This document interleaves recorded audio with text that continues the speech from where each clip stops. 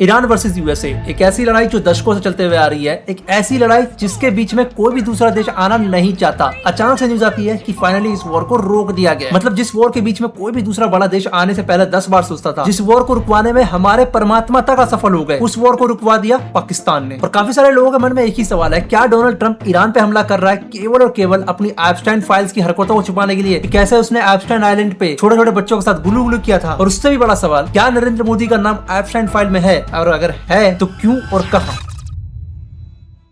तो 9 अप्रैल 2026 का एक आर्टिकल आता है जो पूरी दुनिया को हिला देता है कि पाकिस्तान ने पूरी की पूरी वॉर रुकवा दी। अब ये वॉर पाकिस्तान ने क्यों रुकवाई और अमेरिका इस पे क्यों सहमति जताता है, उससे पहले हम जान लेते हैं एक्चुअली में क्या हुआ इसके बाद। तो जैसे ही ये न्यूज आई, सारे के सारे डिप्लोमेट खुश हो जाते हैं, चलो अब हम वापस से प्रोग्रेस की तरफ बढ़ रहे हैं। लेकिन स्टेट ऑफ हॉर्मुज, जहाँ पे बहुत सारे शिप्स अभी भी फंसे हुए थे, वो इस चीज से खुश नहीं थे, क्योंकि उनको पता है डोनाल्ड ट्रंप कितना बड़ा सिरफिरा है, ये वॉर कभी भी दोबारा शुरू कर सकता है। और ऐसा हुआ भी। अब एग्जैक्टली क्या हुआ, इसको जानने के लिए थोड़ा तुम्हें पास्ट में आना पड़ेगा। तो 28 फरवरी 2026 को यूनाइटेड स्टेट्स ऑफ अमेरिका और इजराइल कोऑपरेशन करते हैं। ये दोनों देश आपस में मिलकर ईरान पे एयर स्ट्राइक शुरू कर देते हैं। एक जॉइंट मिलिट्री कैंपेन जिसको बनाया है इसलिए गया था ईरान के मिलिट्री फैसिलिटीज को टारगेट करने के लिए, IRGC हेडक्वार्टर्स को टारगेट करने के लिए, टॉप लीडरशिप को खत्म करने के लिए। और ये स्ट्राइक इतना खतरनाक था कि पहले ही दिन सुप्रीम लीडर अली खमानी की मौत हो जाती है। और जिनको भी नहीं पता ये सुप्रीम लीडर अली खमानी कौन है, तो ये ईरान को काफी दशकों से लीड करते हुए आ रहे थे। लगभग 1989 से ईरान के ऊपर इन्हीं का राज था, लगभग 37 साल। और जैसे ही खमानी की मौत होती है, अब ईरान की जो दशा थी पूरी तरीके से बदल चुकी थी। जहां पे दूसरे देश यूएसए के अटैक के बाद पीछे हट जाते हैं, यूएसए के धमकी के बाद पीछे हट जाते हैं, वहां पे ईरान ने पीछे हटने के बजाय वापस हमला करने का सोचा। और देखते ही देखते ईरान ने यूएस के मिलिट्री बेसिस पे हमला किए, इजराइल टेरिटरी पे हमला किया, गल्फ अलाइज जितने भी थे यूएसए के, वहां पे हमला किया, जैसे कि बहरीन, कतार, कुवैत, सऊदी अरेबिया, यहाँ तक कि यूएई। इसके अलावा ईरान ने एक ऐसा कदम उठाया जिसका अनुमान यूएसए तक को नहीं था। इसने स्टेट ऑफ हॉर्मुज को पूरी तरीके से बंद कर दिया। तो लगभग 2 मार्च 2026 को ईरानियन गवर्नमेंट साफ साफ पब्लिकली बताती है कि उन्होंने स्टेट ऑफ हॉर्मुज को पूरी तरीके से बंद कर दिया है। और कोई भी अगर इस रीजन को पार करने की कोशिश करता है तो उसके जहाज को बम से उड़ा दिया जाएगा। और ये किसी तरीके का थ्रेट नहीं था, बहुत सारे जहाजों को पता था अगर ईरान ने ऐसा बोला है तो वो डेफिनेटली ऐसा करेगा। क्योंकि जो देश यूएसए के अलाइज के ऊपर हमला करने से पहले एक बार नहीं सोचता, वो जहाजों को उड़ाने से पहले क्यों सोचेगा। इसके बाद जितने भी बड़ी कंपनियां थी, जैसे कि मयस करके, CMA, CGM, इन सब ने अपना जितना भी ट्रांजिट था उसको रोक दिया। और नतीजा पूरी की पूरी दुनिया जैसे ठप से होने को आ गई। क्योंकि इसी स्टेट ऑफ हॉर्मुज से दुनिया का लगभग 20 से 30% तेल जाता है। इसमें LPG, दुनिया भर के नेचुरल गैसेस इंक्लूडेड है। और इस 20-30% का टोटल जितना भी होता है उसका 84% निकालोगे तो ये सारा का सारा क्रूड ऑयल जाता है जापान या फिर दूसरे एशिया वाले देशों में। तो मतलब अगर स्टेट ऑफ हॉर्मुज रुका रहता है तो इसका असर सिर्फ ईरान पे नहीं होगा, बल्कि इंडिया, जापान, चाइना, यहाँ तक के सारे एशिया देशों में होने वाला है। तो जितने भी लोग ईरान पे हमले होने पे खुशियां मना रहे हैं, उनको ये समझना चाहिए ईरान से ज्यादा नुकसान आने वाले टाइम पे इंडिया का भी हो सकता है। लेकिन दिक्कत ये है, हमारे देशों के अंदर एजुकेशन काफी ना के बराबर है। पॉलिटिक्स वाला एजुकेशन को रखना नहीं चाहता। इनके पास उतनी ही पॉलिटिकल नॉलेज है जितनी इनको व्हाट्सएप पे मिलती है। और ये रीजन है भारत के लोग कभी ट्रंप को भगवान बना लेते हैं तो कभी उसको गालियां देते रहते हैं। फिर कहानी में एंट्री होती है पाकिस्तान की, जिसके कारण ये वॉर थोड़ी देर के लिए रुक जाती है। लेकिन सवाल ये, पाकिस्तान में ऐसा क्या था जिसने वॉर रुकवा दी? तो पाकिस्तान उन गिने चुने देशों में है जो ईरान का क्लोज अलाई है। और सरप्राइजिंगली पाकिस्तान पे यूएसए भी भरोसा करता है। और यही रीजन है वो दोनों देशों को बोलते हैं आप इस्लामाबाद आइए, यहाँ आके बातचीत कीजिए। और इसके बाद फाइनली सीज फायर का फैसला हो जाता है। लेकिन फिर आता है कहानी में ट्विस्ट। 8 अप्रैल 2026 को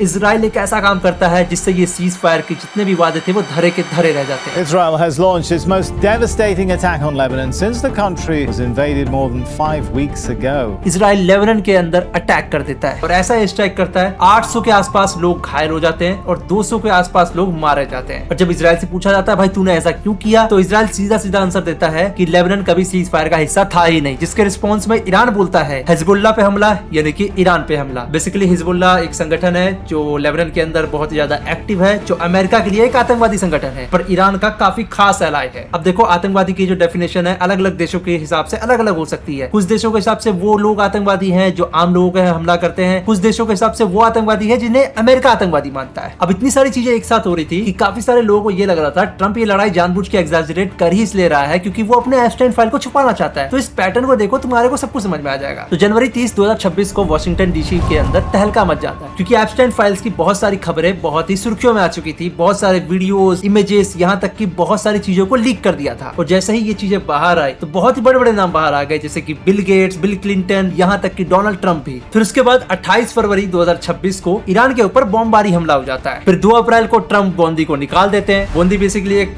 हाई प्रोफाइल पर्सनालिटी अमेरिका के अंदर, मतलब इसको फायर करना बहुत ही बड़ी न्यूज बनने के बराबर है। लेकिन फिर भी इससे ये साबित नहीं होता ट्रंप इस चीज को शील्ड की तरह इस्तेमाल कर रहा है, क्योंकि खुद देखो ना, जनवरी में एप्स्टाइन फाइल आई, वो 28-30 दिन के बाद ये सारी चीजें कर रहा है। अगर उसको चीजें छुपानी होती तो 1 हफ्ते के अंदर करता। लेकिन फिर भी बहुत सारे लोगों को अभी भी ऐसा क्यों लगता है डोनाल्ड ट्रंप ये सारी हरकतें एप्स्टाइन फाइल की हरकतों को छुपाने के लिए कर रहा है? तो इसका सिंपल सा आंसर ये है कि 2019 में एक ऐसा ही पैटर्न आया। जुलाई 6, 2019 को जैसे ही जेफरी एप्स्टीन लैंड होने के बाद एयरपोर्ट जाता है, उसको गिरफ्तार कर लिया जाता है। फिर जेफरी एप्स्टीन की गिरफ्तारी के कुछ ही हफ्तों बाद अगस्त 2019 में उसकी मौत हो जाती है। The disgraced financier Jeffrey Epstein is dead. Epstein took his own life while he was behind bars facing charges of sex trafficking. और जब जेफरी एप्स्टीन की मौत होती है, बहुत सारे सवाल छूट जाते हैं कि इतना हाई प्रोफाइल बंदा, इतना हाई प्रोफाइल अरेस्ट जेल के अंदर सुसाइड कैसे कर सकता था? उस समय कैमरास कहां थे? उस समय लोग कहां थे जो उसकी सुरक्षा के लिए थे? और फिर 2019 में ही एक यूएस कॉन्ट्रैक्टर की इराक में मौत हो जाती है और यूएस इसका सारा इल्जाम ईरान पे लगा देता है। इसके बाद जनवरी 3, 2020 को यूएसए ड्रोन स्ट्राइक करता है और जनरल कसीम सुलेमानी को मार डालता है। मतलब एक बहुत ही बड़ी पर्सनैलिटी, और बोला जाता है ये ईरान के one of the most powerful personalities में से एक थे। और इनको मारने का मतलब था अब वर्ल्ड वॉर 3 कभी भी शुरू हो सकता है। फिर इसी साल जनवरी 8 को ईरान अपना रिटेलिएशन शुरू कर देता है और इराक के अंदर जितने भी यूएसए के बेसिस थे वहां पे ड्रोन स्ट्राइक कर देता है। और इसी रात ईरान से एक बहुत ही बड़ी गलती हो जाती है। ईरान यूक्रेन एयरलाइन फ्लाइट 752 को भी गिरा देता है, जिसके अंदर 176 लोग ट्रैवल कर रहे थे और ये सारे के सारे लोग मारे जाते हैं। और ये सारी चीजें इतनी तेजी से हो रही थी,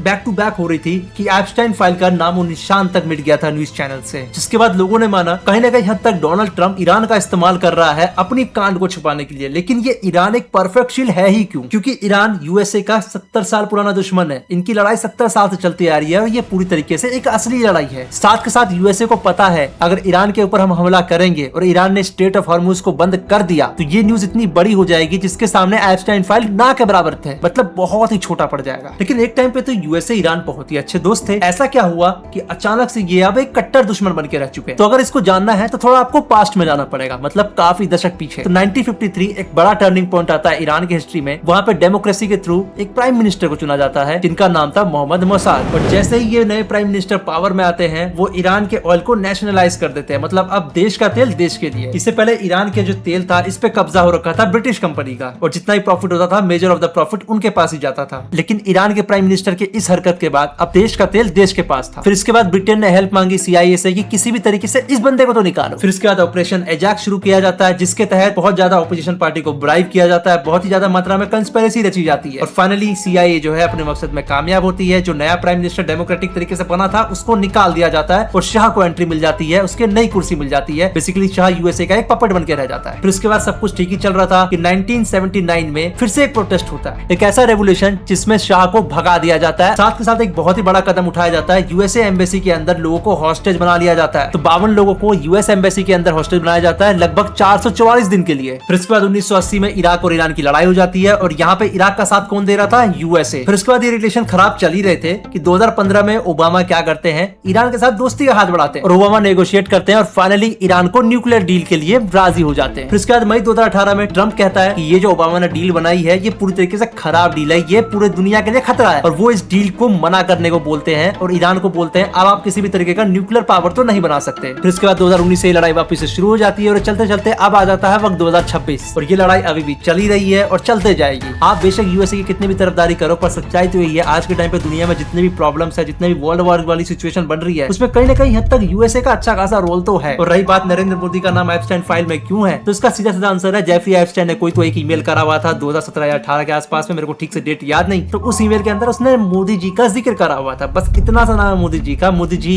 बच्चों से सच में प्यार करते हैं, वो वैसा वाला प्यार नहीं करते, तो प्लीज मोदी जी को बदनाम करना बंद करो। जितने भी लोगों को लगता है मोदी जी का नाम एप्स्टाइन फाइल में है या फिर मोदी जी को बदनाम कर रहे हैं उनको ये वीडियो भेज देना ताकि उनको पता लग जाए हमारे मोदी जी बेकसूर हैं। बाकी that's all for today guys, I hope आपको वीडियो मजा आया होगा। नहीं मजा आया कोई बात नहीं, नियॉन मैन के कमेंट सेक्शन में जाओ, न्यूज़ पे गाली दे के आओ, पर मुझे कुछ मत बोलना। हम मिलते हैं आपसे अगले वीडियो में, तब तक के लिए सायोनारा।